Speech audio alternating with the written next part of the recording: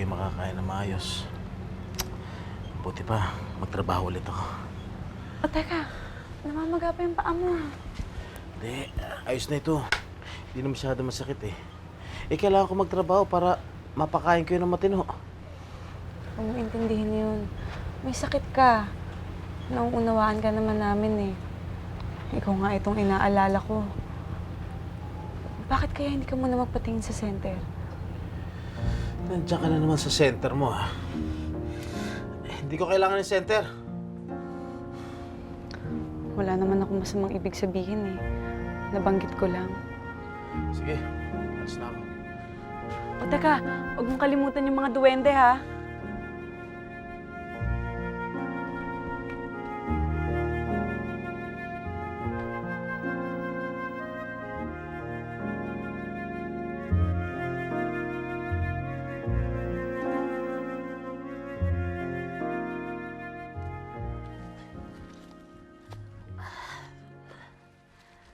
Oh, Kaigme, magaling ka na ba talaga? Bakit parang namamaga pa rin yung paa mo? Oo nga, Kaigme. Hindi ka ba nabibigatan sa paa mo? Tsaka pag gumagalaw ka, parang kami yung nahihirapan eh. Magaling na ako. Galing na ako sa albularyo eh. Sinabi, mawawala na rin itong pamamaga nito. Tsaka wala na naman sakit eh.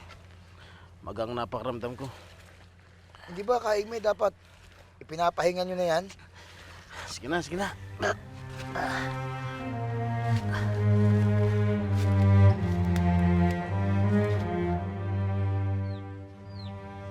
Kamiding. Kamiding. Kamiding.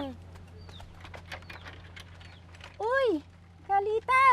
Kayo pala mag-ina. Napadaan kayo, bakit? May gusto sana akong hiramin sa'yo eh. Ano yun? May luma pang pantalon yung asawa mo na hindi na ginagamit.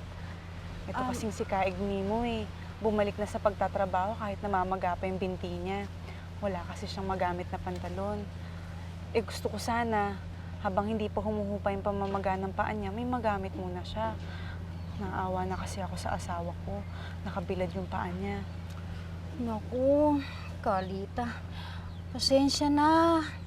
Gusto man kitang tulungan, kaya lang, iisa lang ang pantalon ng asawa ko. Araw-araw pa yung ginagamit. Ganun ba?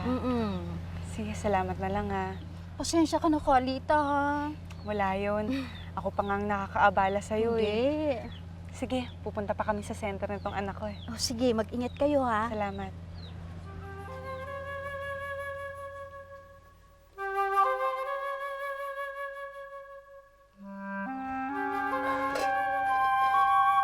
Tita?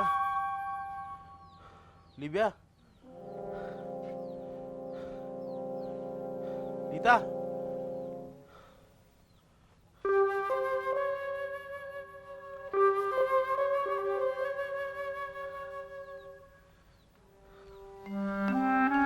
Ding. Ay, Kaigme! Ding, Oh, ano?